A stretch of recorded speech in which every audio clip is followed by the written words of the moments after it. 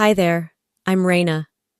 I showed up to a family reunion I paid for and found an empty room. No hugs, no hellos, just a waitress telling me, "That dinner? Oh, that was yesterday." My mom laughed when I called. That was the night I realized this wasn't just a mistake, it was a pattern. They'd forged my name on loans, used my credit, erased me from the will, and still expected me to foot the bill. I used to think I was the good daughter. Now I wonder, was I just the easiest one to use? Want to know what happened next? Keep watching. I had checked the message 3 times before walking into the restaurant. Friday, 7 p.m., Sterling Grill, Lexington. I didn't misread it. I didn't confuse the dates. I wasn't early or late. I was right on time. The wind that evening had a slight bite, one of those crisp Kentucky fall gusts that made you zip your jacket up halfway just to look like you weren't bothered. I wore a navy wrap dress and low heels. Nothing too flashy, just enough to say, I tried. My makeup was light, hair pulled into a clean bun. I even brought that cranberry lipstick Mom once said made me look serious. Maybe I wanted to be taken seriously, for once. The valet gave me a polite nod. I nodded back, already adjusting the strap on my purse. Inside, Sterling Grill buzzed softly with background jazz and the occasional clink of silverware. The dining room was full, families, couples, a group of young professionals at the bar. But the private room I had reserved? Dark. Door closed. Empty. I hesitated before approaching the hostess stand. "Hi," I began. "I'm here for the Elwood family dinner. Private room under Raina Elwood?" The hostess barely glanced at me. "Yes, that was yesterday." I froze. "Excuse me?" She scanned her clipboard and pointed to a note. 16 guests. Custom menu. Vegan entree for 1. It was Thursday evening. They left a little before 9. I blinked at her, unsure whether it was me or the room that had gone silent. "No, that's not right. I booked it. It was supposed to be tonight.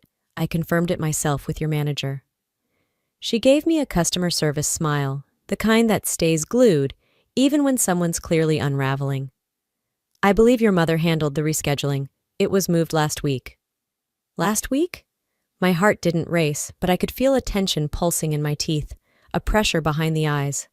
I reached into my purse, pulled out my phone, scrolled to the message thread. There it was. Blythe Elwood 2 weeks ago. Dinner, Sterling Grill, fry at 7 p.m. Can't wait to see everyone. I held the screen out to the hostess. This message was never updated. She shrugged, eyes softening just a fraction. "I'm really sorry. They did seem to have a lovely time, though." Of course they did. I stepped away, walked toward the wall, leaned against the polished wood paneling that smelled faintly of furniture wax and artificial cinnamon. I opened my messages. Nothing new, no missed calls, just the silence of being forgotten on purpose. I tapped my mom's name and hit call. It rang twice before she picked up. "Oh, hey, sweetie." Her voice was syrupy. "Everything okay?" I kept my tone flat. "Where is everyone?" A pause. I could hear chatter in the background. Then came the laugh. Small, guilty, too light. "Oh, honey, that was last night. We figured you weren't coming." I didn't respond. She continued. "But don't worry, we brought you some leftovers. There's even cake." Leftovers. From the dinner I paid for. "I booked that room, Mom. I paid the deposit." "I know, darling, and it was beautiful. Everyone said it was the nicest one yet." I hung up before I said something that would snap the thread I'd been walking for years.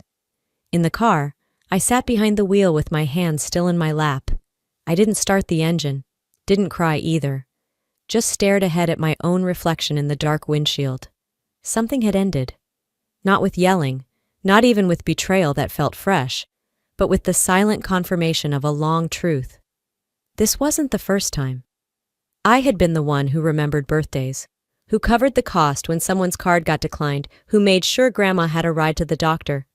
I planned, paid, and followed up, and when I wasn't there, somehow the party still happened. It just didn't have me in it. I thought about the messages I sent earlier that week. "Still good for Friday?" "What's the final head count?" No replies. Not from Mom, not from Darcy, not from anyone. They all knew I'd be there. They just decided I shouldn't be. And now, it all made sense. 2 weeks ago, Colby, my cousin, had let something slip. We'd bumped into each other at Kroger and he'd said, "If you show up Friday, just keep it chill, okay?" I'd laughed it off. Thought he meant family drama, but he meant this. He knew they'd moved it, knew I wasn't invited, knew they planned to play dumb when I showed up like a damn fool. They rehearsed for this. They had a meeting, probably in the family group chat I wasn't part of anymore, and decided how to handle it if I arrived. She won't cause a scene. She never does. She's too polite to explode. They were right. I didn't explode. Instead, I opened my banking app. The charge stood bold and bright. Sterling Grill, $1,740, 16 people. Custom menu, wine upgrade. Even the vegan entree for Darcy's new lifestyle. I closed the app, opened notes, title, unpaid debts. Underneath I typed, birthday gifts for mom, $120. Vet bill for Darcy's dog, $480. New tires for dad's truck, $560. Rent top-off for Colby, $350. Sterling Grill dinner, $1,740. I kept typing. I wasn't writing for revenge. I was writing to remember. Because apparently they counted on me to forget. I didn't go straight to bed when I got home. Instead, I placed my keys on the console like I always do, changed into sweatpants, and stood in the kitchen longer than necessary, staring into the fridge like I expected answers to be tucked between the almond milk and last week's leftovers. Then I filled the kettle, switched it on, and leaned against the counter while the soft click of boiling water filled the silence that had followed me home. I didn't cry, not because I wasn't hurt, but because hurt wasn't new. It was just better disguised tonight, beneath tablecloths and wine glasses, sealed in a party I wasn't meant to attend. I made myself a cup of chamomile tea, the kind I always keep for nights when my chest feels too heavy to lie down. I carried it to the couch, sat cross-legged, and reopened the note on my phone. Then I reached for the leather-bound journal I hadn't touched since spring. I turned to a fresh page and wrote across the top in block letters, not mistakes, decisions. Because that's what this was, not a mix-up, not a misunderstanding, not family being quirky or bad with details. These were choices, and choices have patterns, and patterns leave trails. My hand slowed for a second, and suddenly I could hear Dad's voice again. A few weeks ago, I had casually asked him why I wasn't in the printed photo Darcy sent out after Easter brunch, the one she had framed and mailed to everyone in the family, including me. He had looked up from the recliner and said, "Darcy just wanted it simple. You know how sensitive she gets about aesthetics." Aesthetics. Right. And now I remembered that recliner. He had gushed about it. Top grain leather? Extra lumbar support? My back hasn't hurt since. Then mentioned, almost offhandedly, Darcy said I deserved some comfort for once. At the time, I thought it was sweet. Now it felt different. That chair wasn't a gift. It was a transaction. Silence in exchange for softness. Keep things calm, and you get to sit comfortably while your daughter is erased from every surface. A bribe, dressed up as a gesture. The taste of tea turned bitter in my mouth. I set the cup down, picked up my pen again, and flipped back to the front of the journal. I wanted a list, not just of money, but of patterns. Sentences that didn't feel right. Comments I brushed off, and faces that always turned away when I asked too many questions. Under the heading I scribbled, Dad's new recliner, Easter photo missing me. Darcy just wanted it simple. You know how sensitive she is? The call from HR back in June. That last one stopped me. I had nearly forgotten it. My supervisor, Lindsay, had asked if everything was okay at home. She'd leaned over my desk with one of those soft voices people use when they don't want to offend. "Your mom called," she said.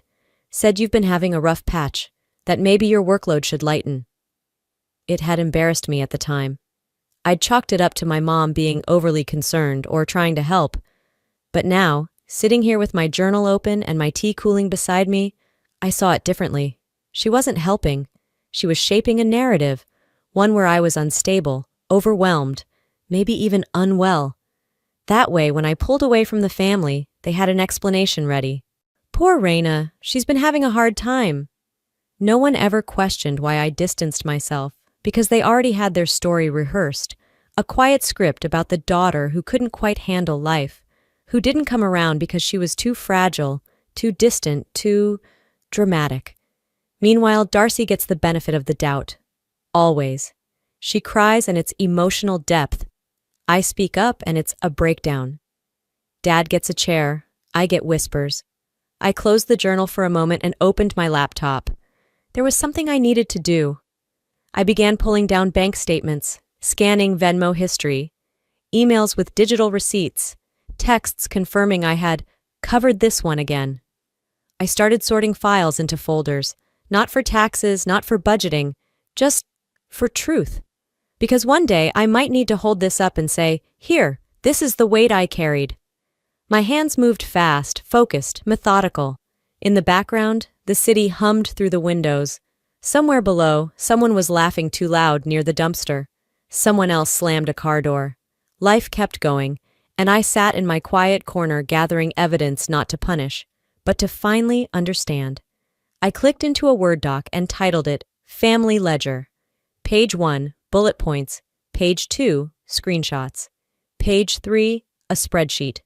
I didn't even realize how late it had gotten until I glanced at the clock and saw 1:04 a.m. blinking in gentle defiance. Before logging off, I went back to the first page. At the very top, I typed, I am not crazy. They are simply consistent. Then I copied that line and pasted it at the top of every single page. By the time I finally lay down, it was past 2:30 a.m. I didn't sleep much. My body went through the motions, lights off, covers pulled up, but my brain refused to shut down.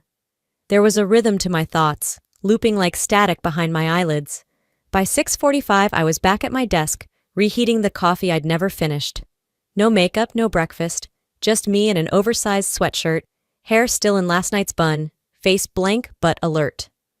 I opened the family ledger again and clicked into the spreadsheet. There was one line I hadn't filled out yet. A purchase I remembered only because of the bank alert that flagged it at the time. A luxury spa package. It had seemed odd then. I never booked spa days, but I figured maybe it was a duplicate charge from a gift card I'd bought for a coworker. Now, I wasn't so sure.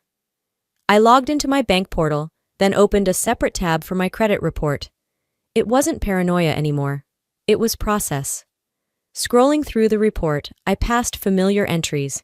My student loan, my car payment, the apartment I'd lived in for 5 years. And then I saw it.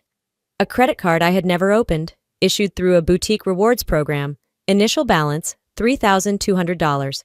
Recent charge, a stay at a mountain resort in Gatlinburg, followed by shopping at 2 designer outlets and a pet grooming salon. I don't have a dog. I don't take spa weekends. I don't own anything designer. But the mailing address used for the account was my parents' home. The phone number on the file, Darcy's. I recognized the last 4 digits instantly. I stared at the screen. My skin didn't go cold. My stomach didn't drop. It was stranger than that. It felt like confirmation. Like someone finally turned on the light in a room I always knew was too quiet. She did this. She used my name. I kept digging. 3 years ago, I'd applied for a pre-approval on a home loan. I was tired of renting. The numbers made sense. My credit was decent. But the bank flagged a rental delinquency that tanked my eligibility. At the time, I assumed it was some clerical mix-up. I hadn't rented anything outside Lexington in years. Now, on the report, I saw it. A defaulted lease. Address, 1 county over. Name on the lease, mine. Co-occupant, unknown. Damage fee, $1,900. Status, unpaid. I remembered it then. Darcy had moved in with a guy back in 2019. Some finance bro with a motorcycle and a fake southern drawl. They broke up within months, and she moved back in with mom and dad. I didn't put my name on the lease, she'd said at the time. No point. He had better credit. Now I knew the truth. She didn't put her name down. She put mine, because my credit was clean. My name had weight, and she counted on me never checking close enough to notice. I stood from the chair and paced the room once, then twice. I didn't scream, didn't throw anything. I pulled out a yellow legal pad, uncapped a pen, and wrote in large block letters across the top, "They never thought I'd look." Then underlined it 3 times. They didn't think I'd question the missing photo, the unpaid loan, the overcharged card. They thought I'd smile and carry it like I always had, and I almost did, for years. But now I was looking, closely, and not just at Darcy. Mom, who always said, "You're too serious, sweetheart, let things go." Dad, who muttered, "You know how she gets," anytime I tried to bring up something uncomfortable. Even Colby, with his half-sympathetic glances and zippered lips. They all let it happen. I minimized the credit report and opened a new browser window. Searched. How to report identity theft, FTC clicked through. Step 1, file a report. Step 2, contact companies. Step 3, create recovery plan. I wasn't ready to file anything just yet, but I downloaded the form, saved the PDF, created a folder on my desktop, Darcy use of identity evidence. My breath stayed even. My chest didn't tighten. This wasn't panic. This was preparation.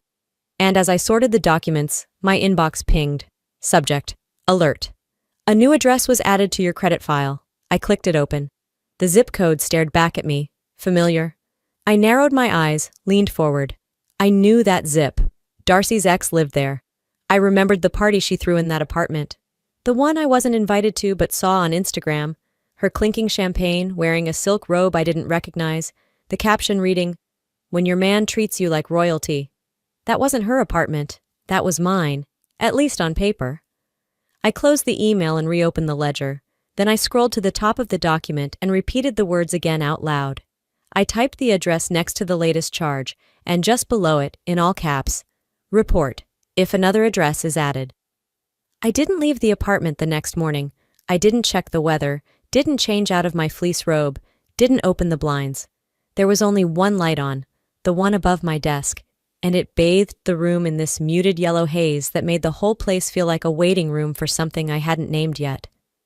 I sat staring at the Word document where I'd added Darcy's latest address, but my mind drifted somewhere else. A memory I hadn't wanted to revisit came rushing back, as if my body had decided the only way forward was through. It was 6 months ago. We were at brunch. Some overpriced place with smoked salmon and mimosas served in mason jars like that made it charming. Mom had insisted we all come because, in her words, it's been too long since we all smiled at the same table, which even then, I knew was code for, "Come pretend with us." I'd shown up late on purpose. Darcy had arrived early, of course she had, basking in some unspoken role she was born to fill and never had to earn. I remember Aunt Adele, halfway through her second drink, nudging Darcy and laughing. "Hope you put something in the will for me, kiddo. You know I raised you just as much as your mom." Darcy smiled wide, raised her glass, and said, "Maybe I left you the silverware. Family heirlooms, right?" Everyone laughed. I didn't. I felt something tighten in my gut. Not jealousy, not yet, but a flicker of something colder. Darcy wasn't joking, not completely, and nobody found it strange that she, of all people, was the one being asked about the will. That had been my first sign. I just didn't know it at the time. Back in my apartment, I reached for my laptop. A sudden instinct made me search my inbox for anything tagged estate or Elwood Trust.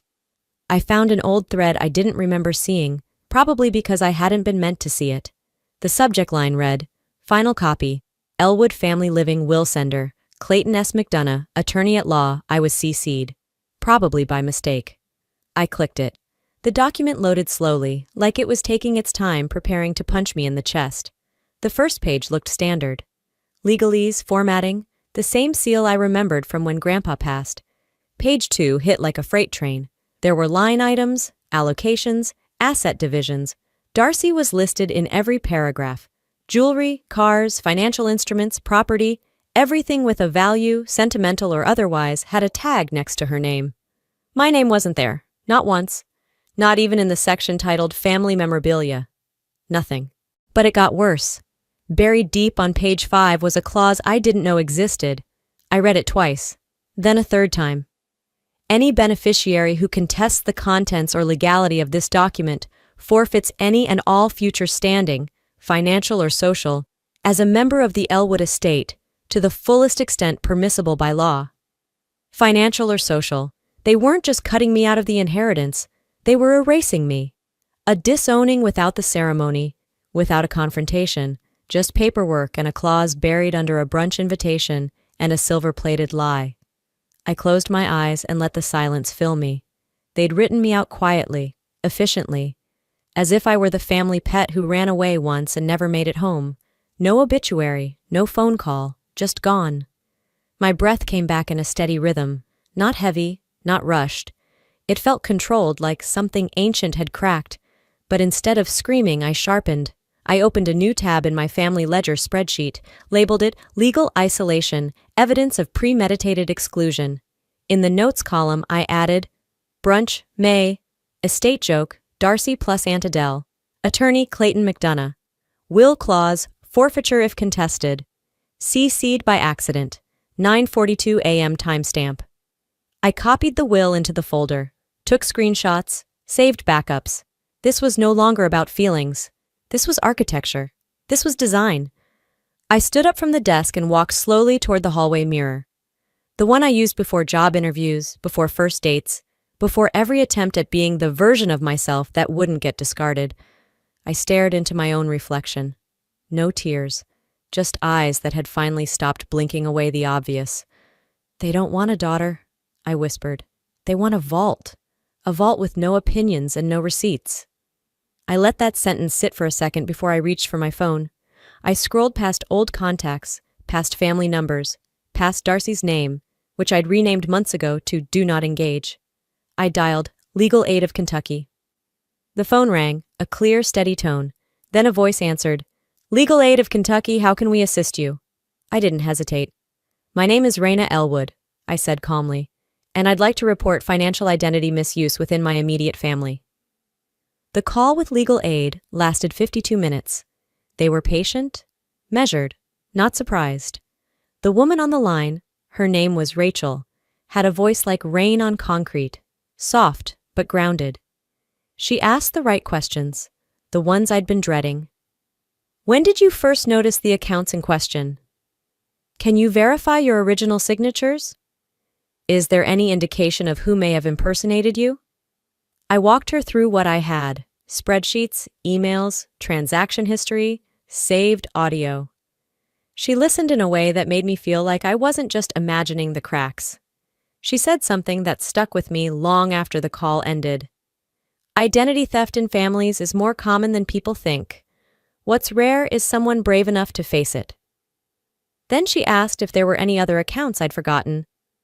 I almost said no, but something in me paused. The loan. I hadn't thought about it in months, maybe years, but I remembered the envelope, a tax form, FAFSA. It had come in my name. I assumed it was a system glitch. After all, I hadn't applied for school in over a decade. But Darcy had, briefly.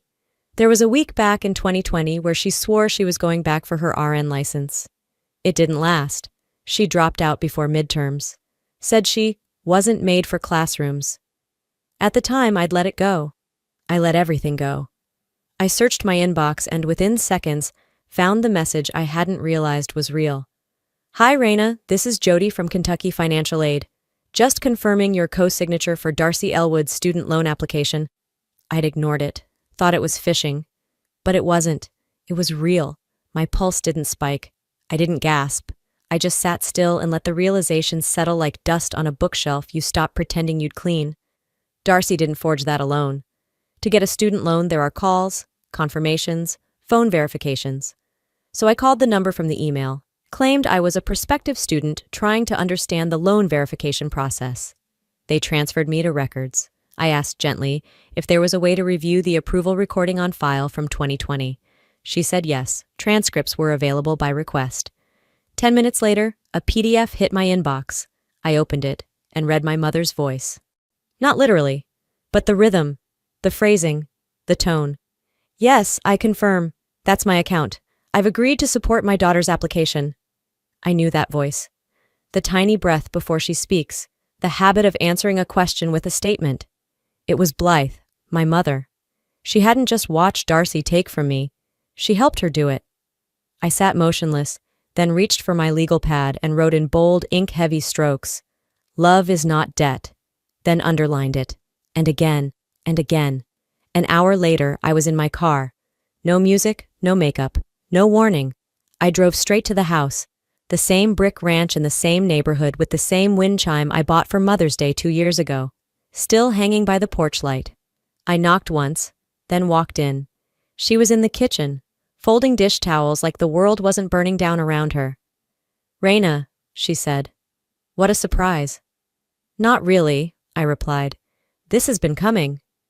She opened her mouth to say something else, but I laid the folder on the table with a quiet, final thud. "This is everything I've ever paid for," I said. "Every bill, every deposit, every quiet little rescue mission you pretended I offered instead of what you expected." I flipped the folder open to the transcript. "And here's what you signed without me." She squinted, pretended not to understand. I didn't raise my voice. "You posed as me to secure a loan for Darcy," I said plainly. "Then let her drop out and let the debt hang on my name. You helped her forge that signature. You helped her fake the call." "Raina, it's not what you think." "No," I said, cutting her off. "It's exactly what I think." I took one slow step forward, never breaking eye contact. "You taught me that love means sacrifice," I continued. "But you taught Darcy something else." Her brow furrowed. "You taught her that love means debt, that if she needs something, someone else will pay for it, that if she messes up, I'll clean it, that if she lies, I'll stay quiet." Her lip trembled. I raised my hand, palm up. "You say one more word," I said, "and I walk out of here and straight to the district attorney's office." She froze. "I have enough now to prove identity fraud. Forgery, conspiracy." Her eyes welled. "I don't want your tears. I want the truth." She opened her mouth, then closed it again. Silence. For once. I picked up the folder, walked to the door, turned back just once and said, "And this time I will press charges if I find one more charge in my name." Then I stepped outside into the evening, where the sun was setting in bands of orange and red across the horizon, like the sky itself was burning it all down for me. I walked in, flipped on the lamp, and sat at my desk with the same expressionless calm I'd carried all day. No shaking, no fuming, just movement. I opened my laptop and pulled up the spreadsheet I'd already been working on in private, the same one with every dollar I'd ever handed over like a dutiful servant no one thought to thank. This time, I finished it. Every transaction was dated, labeled, and cross-referenced with a receipt or bank transfer, tuition for Darcy's semester of pretending to be a nurse, the deposit for Dad's truck tires after he claimed the bank froze his card, the emergency rent bump when Colby's girlfriend kicked him out, but he couldn't stomach a shelter, grocery bills that mysteriously doubled when Mom didn't have time to shop before holidays. Even the cruise for Blythe's birthday she called a miracle gift from her husband, though his Venmo history never blinked. $11,680.47. I exported it into a polished PDF. At the bottom, I added one line in bold. "Moving forward, all support will be invoiced. Family-free labor." No emojis, no footnotes, just truth. Then I opened the old family group chat, the one they only used when they needed help moving couches, babysitting, or pretending to care during holidays. I attached the file, left the subject line, reimbursement request, Raina E., and hit send. No preamble, no explanation. 10 seconds later, the little read ticks started appearing, one by one. Then, Darcy, Dad, and then nothing. Until my phone buzzed with a private message from Blythe. "If you're doing this out of spite, you'll regret it. Don't forget what you've done." No punctuation, just venom wearing motherly concern like cheap perfume. What had I done? Paid, covered, cleaned. I didn't respond. Instead, I took a slow breath and went back to my computer, opened the legal aid folder, drafted the FTC identity theft affidavit, dragged in the loan transcript, attached the forged FAFSA call recording, linked the financial aid office contact. Then I filed the report. 2 hours later, I got the email confirmation. "Your case ID is 48,629 FAM. A fraud investigator will reach out within 72 hours. Still, my hands were steady. Until another alert came in, pinging from an unknown address. IRS Fraud Division. Confirmation new report filed. Filed against me. Claim, tax evasion. Year 2019. Allegation, falsified deduction. I knew exactly what this was. That was the year I'd paid their overdue property tax so they wouldn't lose the house. I'd filed it under a legal deduction. Had the check copy notarized, had followed every rule. Now suddenly someone, anonymously, was accusing me of fraud? I didn't need to guess. I knew her rhythms too well. This wasn't Darcy's move. This was Blythe's. I didn't scream. I didn't panic. I opened my tax file, compiled the scanned receipt, notarization, and email from the county clerk, forwarded them all to my legal contact. No commentary, just facts. Then I opened my messages, scrolled down past the latest notification, past the threat dressed as maternal guidance, and tapped on Colby's name. I typed, "Would you testify if needed?" It took him almost an hour to reply. I stared at my ceiling during that time, watching the shadows of the city stretch across my walls like fingers trying to pull me back into silence. Then finally my phone lit up. Yes. I stared at it. Then another message arrived. "And I've got something else you should probably see." My chest didn't tighten. My palms didn't sweat. For the first time in years, I felt calm. Not because the war was over, but because I finally understood. This wasn't vengeance. It was accountability. And I wasn't alone anymore. The next morning, I arrived at work 10 minutes early, just like I always did. My shoes made soft clicks across the laminate floor as I moved through the quiet hallway, nodding politely to the receptionist before sliding into my cubicle. I powered up my monitor, opened my inbox, and there it was. Subject, scheduled wellness check-in.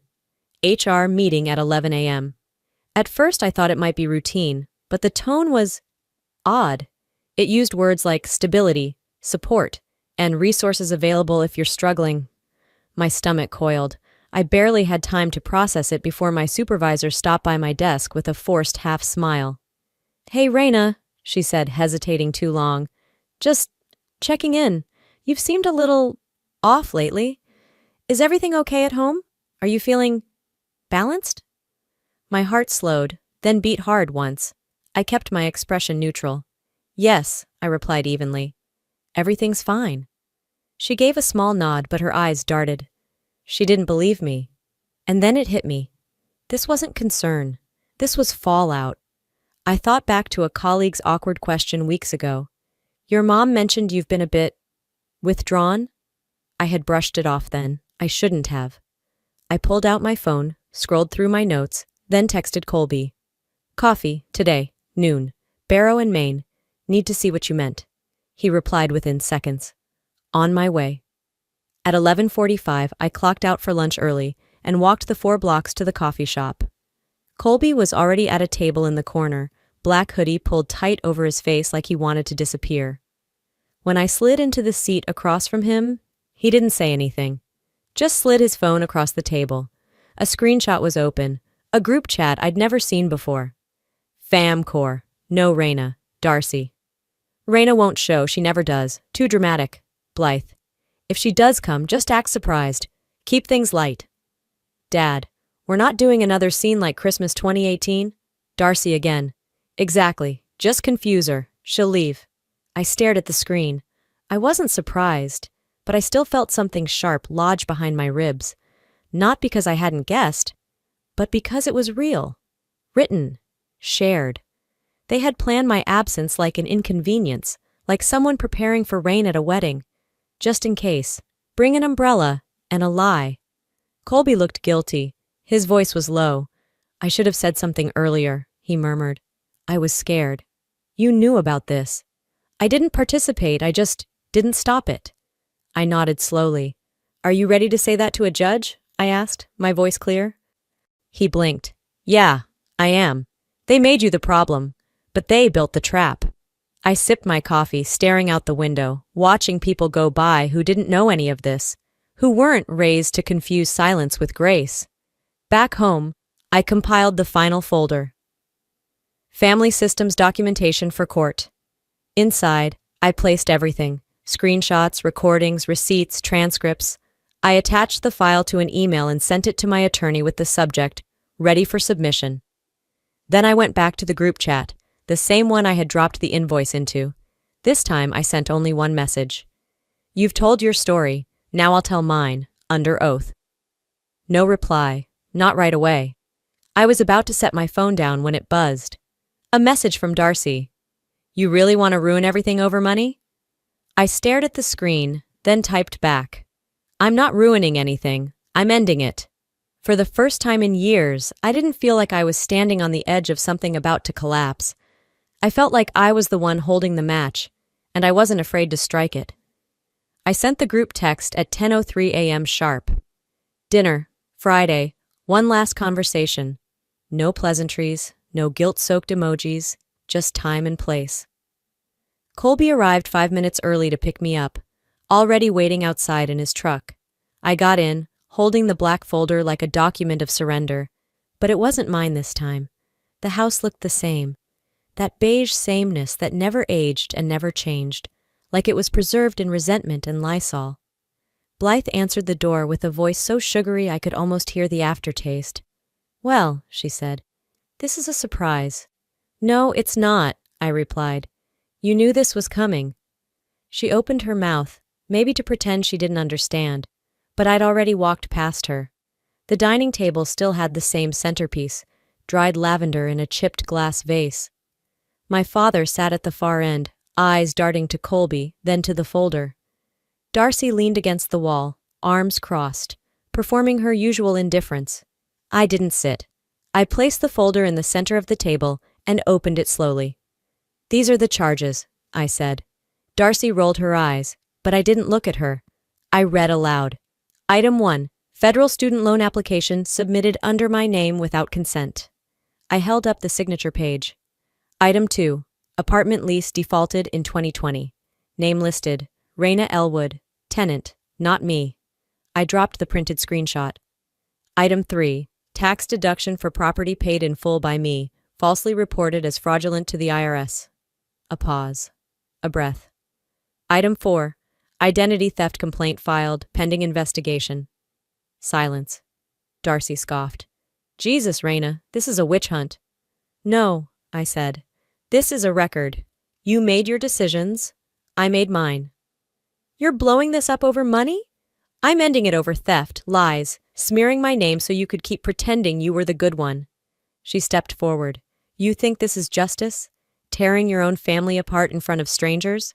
I stayed still. The only person tearing this family apart is the one who used my credit to go to Cancun and skipped rent for a year. Colby cleared his throat softly but didn't interrupt. Blythe finally spoke. If you go through with this, if you file this publicly, you'll lose everything. The house, the trust, the family. I turned to her, calm. I already filed. She blinked. I signed away my claim on the estate yesterday morning. The will clause doesn't scare me. I don't want anything that requires silence to keep. My father opened his mouth, but nothing came out. Blythe sat down. The sugar in her voice had gone flat. Colby reached into his jacket and pulled out a check. He slid it across the table to me. My half for the reunion dinner. I owed you. I didn't touch it, just nodded. Thank you. You're the only one who ever asked how I was doing. Not what I could pay for. Darcy was pacing now, her voice raised. You don't know what you're doing. You're throwing away decades over what? Spreadsheets? I picked up the folder and closed it. No, I said. I'm finally walking away from a room that's been burning for years. I turned to the door, paused, looked over my shoulder. And next time you want someone to foot the bill, I said, at least have the decency to invite them. I walked out. Colby followed. The screen door creaked and slammed behind us. No one said anything. But for once, that silence didn't feel like exile. It felt like judgment. It felt like a verdict. It had been 61 days since I'd walked out of that house. Not that anyone was counting, but I was. Now, I sat on a small wooden porch overlooking a patch of sunlit gravel and lazy mountain breeze in Asheville. A cup of strong black coffee warmed my hand. No drama, no buzzing notifications, no guilt shaped like a mother's sigh. Just air. Just sky. My apartment was small, but mine. The books on the shelves were alphabetized, not because anyone expected them to be, but because I liked them that way. I'd traded Lexington's noise for the sound of trees rustling in late afternoon wind. Nobody here called me dramatic, or difficult, or selfish. Nobody called me at all, honestly. I hadn't blocked them. I didn't need to. Silence had its own algorithms. Eventually, it just maintained itself. I didn't regret pressing charges, But I didn't obsess over it either. The state would move on its own time. The courts would do what courts do. My part was done. I wasn't waiting for retribution. Just release. One morning, while folding a fresh load of laundry and listening to a podcast about Appalachian wildflowers, a message lit up my phone. From Colby. He sent a photo. It was the old family dining table, dismantled, propped by the curb next to a sagging mailbox and a free sign taped to it. His message read, "No more pretending, they sold it." I stared at the screen for a long second. Then I typed back, "Let them. It never seated all of us anyway." The photo stayed in my gallery, untouched, not because I wanted to remember, but because I didn't need to delete it to move on. I spent that afternoon repotting a peace lily on the windowsill. The air smelled like rain and fresh earth. My neighbor across the hall, Miss Harris, knocked just before sunset and handed me a still warm peach cobbler. "Saw your lights on," she smiled. "Figured you might want dessert." I laughed, softly, fully. You figured right. We stood there for a few seconds longer than needed. It was the kind of pause where nothing needed to be said to mean something. That night, I pulled out my journal.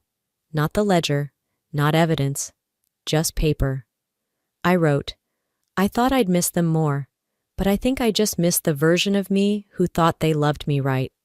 I flipped the page, wrote again, "Blood is thicker than water, but respect is thicker than both." And underneath, in smaller print, "I am no longer applying for roles I never agreed to audition for." Before bed, I scrolled through social media. A cousin posted pictures from a family gathering. I wasn't in them. No one mentioned my name. Darcy, I noticed, looked different. Her smile wasn't as practiced. The caption underneath a selfie with some vague new friend read, "Some people grow through what they go through." I almost smiled. Let her grow. Let them all. I had grown too, but not around them. Away from them. There's a difference. One last page, one last sentence, before I turned out the lights. "My name is Raina. I used to be the good daughter. Now I'm just me. And finally, that's enough."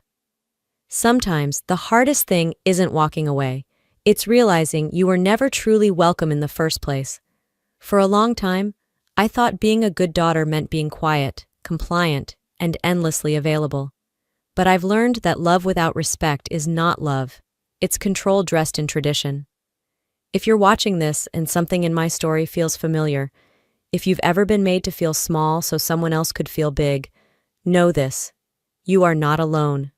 You are not crazy. You are not difficult. You are simply aware in a family that prefers denial. Healing doesn't always come with apologies or reconciliation. Sometimes it comes with space, with truth, with the courage to say, "That was never love," and build something better for yourself. So I'll leave you with this. Have you ever had to walk away from family, not out of hate but out of survival? Have you ever found peace in silence that used to scare you? Drop a comment below and tell me, where are you watching from? What part of this story hit home for you? And hey, if this story spoke to your heart, if you felt even one sentence echo inside you, comment one below or share your own experience. And if not, that's okay too. Tell me why. I want to hear from you. If you want more stories like this, real, raw, and rooted in truth, don't forget to subscribe to the channel and turn on notifications. Because sometimes, the stories we hear aren't just entertainment, they're reminders we're not alone in what we've survived. Thanks for being here. See you in the next story.